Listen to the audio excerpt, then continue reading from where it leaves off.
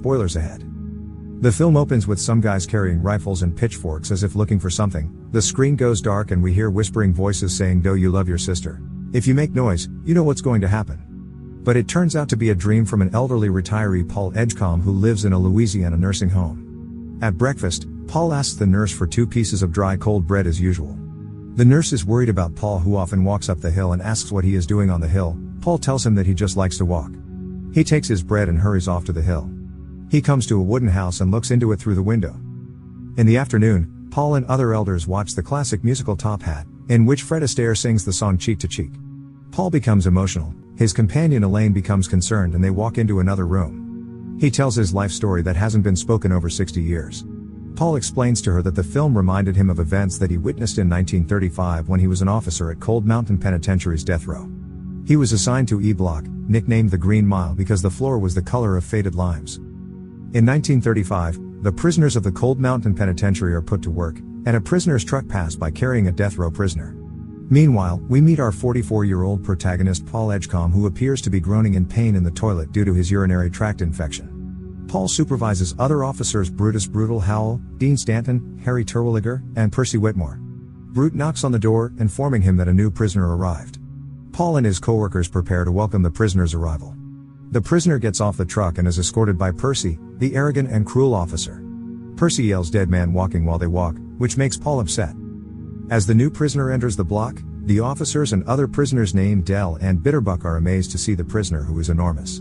But when Paul looks at his face, he found that he has an innocent expression. Percy orders him to get into the cell by hitting him in the chest. Paul orders Percy to get out of there and help the other officers. Dell laughs at him, making Percy smack Dell's hand and swear at him. Paul scolds Percy and orders him to get off the block. Paul reads the prisoner's file, and finds out his name is John Coffey. Paul introduces his co-workers to him, in case he needed help. Before they leave, John asks Paul politely not to turn off the lights in his room because he is afraid of the dark. Paul tells him that they always keep a few lights burning out in the corridor all night long. John then shakes Paul's hand. As the cell door closes, John looks sad and tells Paul he can't help it. He tries to pull it, but it's too late. The officers return to the office and think they get an imbecile to be executed. But Harry says imbecile or not, he deserves to be fried for what he did, then hands John's file to him. Paul reads the file, then we see a scene showing a chronology of events that lead to John being sentenced to death. Somewhere in rural Louisiana, a family is hysterical because their 2 daughters are missing. The father, neighbors and several officers search for the girls. When the father found a doll with bloodstains, suddenly they heard a man scream, which turns out to be John crying, and the girls with him covered in blood. They approach him and his father beat him furiously. John tells an officer he couldn't help it. He tried to pull it back, but it was too late. Even so, the officer put his shotgun in John's neck, telling him that he is under arrest for murder. As Paul is about to finish reading the files, he is approached by his boss named Hal Moores. He tells Paul that he got an angry call from the state capitol 20 minutes ago, and questions Paul if he sent Percy off his block. Paul admits it, and Hal says that Percy is the nephew of a governor's wife. Paul then tells him that the mean and stupid Percy hit Dell's hand. He also complains that if Percy stays there he will hurt the prisoners or worse. But Hal asks Paul to be patient, knowing that Percy might be leaving soon because he was applying for a good paid job at the Briar Ridge Mental Hospital. But Paul wonders why Percy is still here when he has such good connections to get the job. Then he thinks Percy just wants to get a chance to execute someone. Hal then tells him to give Percy the chance, maybe once he is satisfied with it he will leave, but in the meantime Hal asks Paul to be patient. At home, Paul tells his wife what happened in prison and also complains about his urinary tract infections, so that Paul could not serve his wife well, but Jan accepts Paul's situation and comfort him. The next day, as Paul and Dean clean the electric chair, they hear Brute laughing in the corridor. Brute call them and show them a mouse that comes out of the isolation cell, looking friendly and not afraid of humans. Brute then feeds the mouse with a piece of biscuit, then the mouse goes back into the isolation cell. Worried that the rat would make a hole in the wall of the room, Paul then asks another officer to catch the rat. Since the room has been turned into a warehouse, they then take out all the stuff. But unfortunately, they don't find the mouse. The next day, while Percy is combing his hair, suddenly the mouse appears behind him. He sees it and is annoyed with it. He then tries to throw his baton and wastebasket, but the mouse manages to escape into the isolation cell. Percy opens the isolation cell door, tries to find the rat. He then takes out all the stuff. Paul and Brute come to see what Percy's doing, but they let him because they know he won't find anything. After Percy doesn't find the mouse, Paul warns him not to make a fuss there because their job is to make peace for the prisoners. But Percy denies and threatens them with his connections. Brute is upset and corners him, But Paul calms Brute and warns Percy that he knows who his connections are and will finish him off if Percy threatens again. The next day, Paul and the officers conduct a rehearsal for Bitterbuck's execution. They ask an assimilation prisoner named Todd to volunteer for the rehearsal. That night, the top of Bitterbuck's hair is shaved off. He seems nervous about his execution and tells of the best time he ever had, and Paul tries to calm him down. Bitterbuck is then taken to the electric chair. Brute puts a wet sponge on his head so that electricity goes directly to the brain and accelerates the death process. It's now 10 o'clock. Brute then orders the officers to lift the electric lever. It fries Bitterbuck's body and he pays for everything he did, while Percy watches him from inside the small room. As the execution is over, Percy talks to Bitterbuck's body to send him a card from hell. Brute scolds him, but Percy thinks he was doing something right. Paul then reveals to him that he learned about Percy's job application to the Briar Ridge Asylum. Percy admitted and promised he will step out of there if he got the chance to take Brute's position, even if it was just one time. Paul thinks he could grant what Percy wanted if he could change his attitude. The next morning, while Paul is at his desk, he heard a prison laughing loudly. Paul rushed to check it and finds something unreasonable. He then asks another officer to take a look. It turns out that Dell is friends with the mouse. Dell is so happy that the mouse comes into his cell, he even named the mouse Mr. Jingles and teaches the mouse to perform acrobatics. Percy comes to see that too, but now he is being nice and thinks he could find a cigar box for the mouse. That afternoon, Paul is called by Hal and told that tomorrow they will have a new prisoner named William Wharton. Usually called Problem Child, and got Billy the Kid tattooed on his left arm. Sentenced to death for killing 3 people and one of them a pregnant woman. But soon Hal looks gloomy, and he tells Paul that there is a tumor the size of a lemon in his wife's brain. The doctors can't operate on it because it is too deep. And Hal couldn't bear to tell his wife that she is going to die. That night, Paul woke up because he wants to pee but feel pain because of the infection. He rushes to the latrine, but he can't stand the pain. Paul then pee near a pile of wood, then lay limp in pain. In the morning, Paul tells his wife his infection is getting worse and he wants to go to see a doctor. We then meet Wharton. He is doped and looks like a retard. Harry, Dean, and Percy come to take him up. Percy insults him as a hellraiser and tells him he will be fried on the electric chair. Meanwhile, Paul is waiting for their arrival in the corridor of the Green Mile. John from behind the bars says be careful. As they arrived, Wharton suddenly elbows Percy in the face and strangles Dean with his handcuffs. Paul tries to help Dean, but Wharton knees Paul's groin. Paul gets up and points his gun, but he doesn't dare shoot because Dean is too close to Wharton. Paul orders Percy to hit Wharton, but he just stands still. Luckily Brute come and hit Wharton on the head and put him to sleep. After they put Wharton into his cell, Paul orders Brute and Percy to take the injured officers to the infirmary and make a report to the warden. Paul then goes limp in pain and collapses on the floor. John calls him to come closer to his cell. Suddenly John grabs him and squeezes Paul's groin. Dell sees it and screams for help, but none of the other officers hear him. He suddenly falls silent as the light in John's cell shines so brightly then explodes. John releases Paul. He then coughs and from his mouth comes out a kind of ashes that float into the air and disappear. Paul asks him what he has done to him. John says he just wants to help it and now he is tired. Paul is still confused, but he wants to prove what John has done to him. He then goes to the toilet. Miraculously his infection disappears and pees with relief.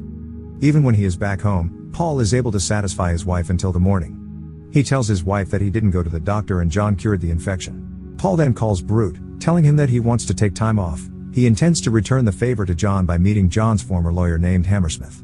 Paul tries to intervene and tells him that maybe he can help John get a retrial of his case because Paul thinks John is not a murderer. Hammersmith understands Paul's point, but he tries to open Paul's mind by telling when their dog suddenly attacked his child's eyes for no reason. Even though they thought their dog was a good dog, Hammersmith shot his dog to death. He then says that the dog was the same as John. Paul could have believed John is a good person, but the girls were unlucky and stayed murdered. The next day, as a thank you to John, Paul gives John his wife's cornbread. John is happy and he shares the bread with Dell and Mr. Jingles. Wharton hopes John would share the bread with him too, but John thinks he will keep the rest. Long story short, Wharton is getting crazier. He does rude things to the officers, spitting on Paul, peeing on Harry, and spewing his food in Brutus' face. Wharton even strangles Percy from behind his cell and grabs Percy's crotch until he pees in his pants and cries. Dell laughs at Percy, making him upset and resentful towards him. As punishment, Wharton is put in the isolation cell. The next day, Dell is told the time of his execution. Dell asks the officers to take care of his mouse. To please Dell, Brutus and Paul say that the mouse will be taken to the circus. But when Mr. Jingles runs out of the cell, he is stepped on by Percy, who holds a grudge against Dell for insulting him. Dell is very sad and crying, but then John asks Paul to bring Mr. Jingles to his hands. John blows something in his hand and then it glows brightly. He coughs and a lot of ash fly from his mouth. Mr. Jingles recover and return to Dell. The officers are astonished at what they see. Paul and Brute then come to Percy, corner him in the electric chair, and Paul tells him he would put him out of Dell's execution, but after that he must go to Briar Ridge the very next day. Percy agrees. On a rainy night, it's time for Dell's execution. Before they step into the execution room, they leave Mr. Jingles to John, and Dell tells them that they are good people and wish he can meet them somewhere else. As Dell is seated in the electric chair, Percy curses at him and tells him that his mouse will not be taken to the circus because it is just a fairy tale. It's even worse, Percy purposely doesn't put the sponge in the water that is going to be put on Dell's head. Paul realizes it when he sees that there are no traces of water drops on the floor. Paul wants to stop the execution, but Percy quickly gives the officer a signal to lift the lever of the power plant. Dell is floundering in pain from that. Wharton is going crazy and singing in his cell, while John feels the energy of Dell's suffering until Mr. Jingles is thrown from his hands and runs into isolation cell. The guests are horrified to see that and try to run out of the place. Brute asks Paul to turn off the power plant, but Paul refuses because it will make Dell suffer even more. Percy turns his face in horror to see Dell burned alive, but Paul forces him to see what he has done to Dell. After the execution is over, Percy says he didn't know if a sponge is supposed to be wet. Brute angrily smacks his face. Hal comes in angry and complains about what had happened. Paul says it's all Percy's work, and he tells him about Percy's promise to move to Briar Ridge after this. Paul then goes to his block. John tells him he can feel all of Dell's pain, so can Mr. Jingles could feel it through him. The next day Paul and Jan go to Hal's house to see his wife. Hal tells Paul that his wife's condition is getting worse. She's not herself anymore, she swears a lot and is in a daze. Later that night, Paul tells Jan that he wants to have his coworkers eat at his house and plans something to help Hal's wife. The next day, at Paul's house, Paul asks their opinion about Mr. Jingles being healed by John Coffey. Paul is very sure John is not a bad person because God can't possibly give miracles to bad people. Paul also tells that his infection was cured because of John's ability. Paul then proposes to take John to Hal's house to cure Hal's wife's illness. At first, they don't agree because they could be jailed for being caught taking prisoners out of prison. But Paul persuades them to want to carry out the mission by all means to minimize all risks. They then agree. To keep their mission from being discovered by Wharton and Percy, Paul gives Wharton a drink that has been mixed with sleeping pills.